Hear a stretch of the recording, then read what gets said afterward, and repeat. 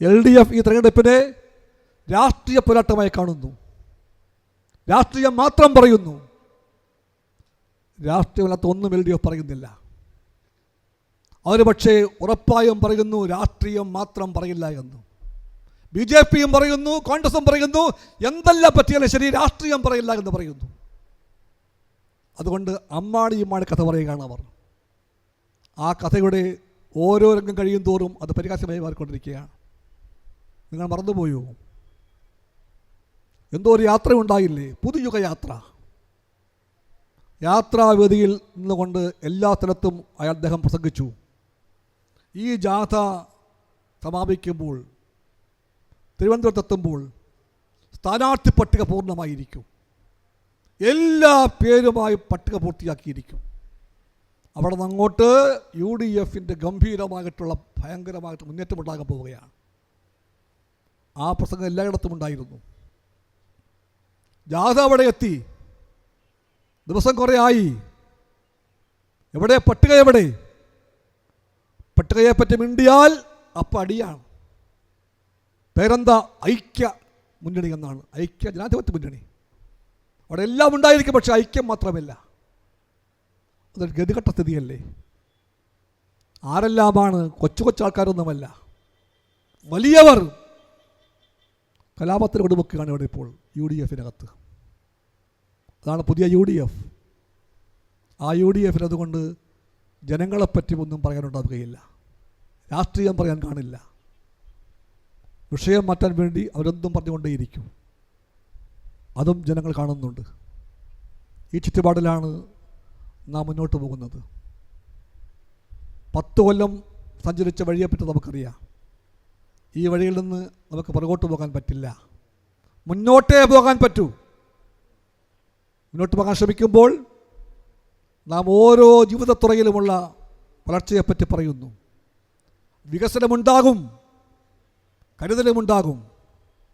നാം പാവങ്ങളെ ചേർത്ത് പിടിക്കും.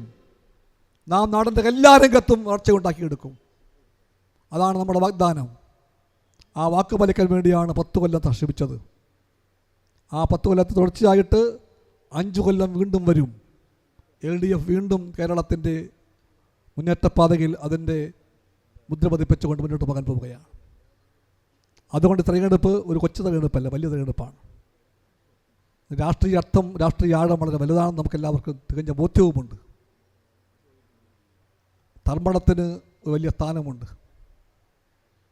കേരളത്തിന് മറക്കാനാകാത്ത പലതിൻ്റെയും കേന്ദ്രമാണ് ധർമ്മടത്തിൻ്റെ പല ഭാഗങ്ങളും. പാറപ്പുറം ഇവിടെ അടുത്താണ്. അവിടെയാണ് കമ്മ്യൂണിസ്റ്റ് പാർട്ടി പിറന്നു വീണത്.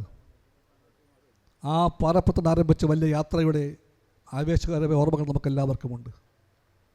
ആ ഓർമ്മകളും അതിൻ്റെ സഞ്ചാരപഥങ്ങളുമെല്ലാം നാം ഒരിക്കലും മറക്കില്ല. അതെല്ലാം ചേർന്ന് പറയുകയാണ് ഇടതുപക്ഷം മാത്രമാണ് പോകാൻ വഴിയെന്ന്. അതാണ് ആ മുദ്രാവാക്യം. മറ്റാരുണ്ട് LDF അല്ലാതെ? ആരുണ്ട്? ആരും വേറെയില്ല LDF അല്ലാതെ. ഒരാരുമില്ല. LDF ഉള്ളൂ. ഈ യാത്രയ്ക്ക് നേതൃത്വം കൊടുക്കുവാൻ LDF ഉള്ളൂ. ആ LDF ആണ് കേരളത്തിൻ്റെ വഴിയെന്ന് നാടിന് ബോധ്യമാണ്. നാടാകെ അത് പറയുകയാണ്. അതിൻ്റെ പ്രതീകമാണ് നമ്മുടെ സ്ഥാനാർത്ഥി. എല്ലാ തെരഞ്ഞെടുപ്പിലും സ്ഥാനാർത്ഥി ആരാണ്? സ്ഥാനാർത്ഥി ഒരു പ്രതീകമാണ്. ഏതെല്ലാം ആശയങ്ങൾക്ക് വേണ്ടിയാണോ? ആദർശങ്ങളെ ചൊല്ലിയാണോ? നീതിക്ക് വേണ്ടിയാണോ നമ്മുടെ എല്ലാം പോരാട്ടം? അതിൻ്റെ എല്ലാം സാരാംശമായി ഒരാളെ ചൂണ്ടിക്കാണിക്കാൻ പറയുമ്പോൾ നാം പറയും ഇതാണ് സ്ഥാനാർത്ഥി, അതാണ് സ്ഥാനാർത്ഥി. ഇവിടെ ഇതാ നമ്മുടെ സ്ഥാനാർത്ഥി സഖാവ് പിണറായി വിജയനാണ്. ആ സ്ഥാനാർത്ഥി ഇതിൻ്റെ എല്ലാം അടയാളമാണ്. ഇടതുപക്ഷം ഇന്ത്യയിലും കേരളത്തിലും ഉയർത്തിക്കാണിക്കുന്ന ശരിയുടെ രാഷ്ട്രീയം, നീതിയുടെ മൂല്യങ്ങൾ, നേരിൻ്റെ പാഠങ്ങൾ, അതിൻ്റെ എല്ലാം പ്രതീകമാണ് നമ്മുടെ സ്ഥാനാർത്ഥി. അതുകൊണ്ടാണ് പറയുന്നത് ഈ സ്ഥാനാർത്ഥിയെ ഇടതുപക്ഷത്തിന് തീർച്ചയായിട്ടും എവിടെയും അവതരിപ്പിക്കാം അഭിമാനപൂർവ്വം. പമ്പിച്ച മുന്നേറ്റമുണ്ടാക്കും നമ്മൾ. ആ മുന്നേറ്റം കേരളത്തെ മാറ്റും, ഇനിയും മാറ്റും. ഇന്ത്യയിലും മാറ്റത്തിൻ്റെ നാന്ദി കുറിക്കുമത്. ഒന്ന് പറയട്ടെ, ഞാൻ ഇന്ത്യ നമ്മളെ നോക്കുന്നുണ്ട്. ഇടതുപക്ഷ ഇന്ത്യ നമ്മൾ നോക്കുന്നുണ്ട്. കേരളത്തിൻ്റെ പാഠങ്ങളും ചെയ്തികളുമെല്ലാം നോക്കുന്നുണ്ട്. ഇന്ത്യയിലെമ്പാടുമുള്ള ഇടതുപക്ഷക്കാർക്കെല്ലാം പ്രതീക്ഷിക്കാനുള്ള വെളിച്ചമാണ് കേരളത്തിൻ്റെ വെളിച്ചം. ആ വെളിച്ചം എല്ലായിടത്തും കെട്ടുപോയി എന്ന് പറയുന്നു. BJPയും കോൺഗ്രസും പറയുന്നു.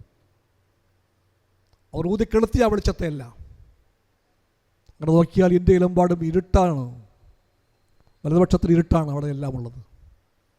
ആ ഇരുട്ടിൻ്റെ മഹാസാഗരത്തിൽ ബാക്കിയുള്ള വെളിച്ചമാണ് കേരളത്തിൻ്റെ വെളിച്ചം. ഈ വെളിച്ചം കെട്ടുപോകാൻ സമ്മതിക്കില്ല. ഈ വെളിച്ചം ആളിപ്പടരണം. ഈ വെളിച്ചം ഇന്ത്യക്കെല്ലാം വഴി കാണിക്കണം. അതുകൊണ്ട് ബംഗാളും ത്രിപുരയും അടക്കം, മഹാരാഷ്ട്ര UP അടക്കം, ബീഹാർ പഞ്ചാബും അടക്കം നമ്മളെല്ലാം നോക്കുന്നുണ്ട് നാം എന്ത് ചെയ്യുമെന്ന്.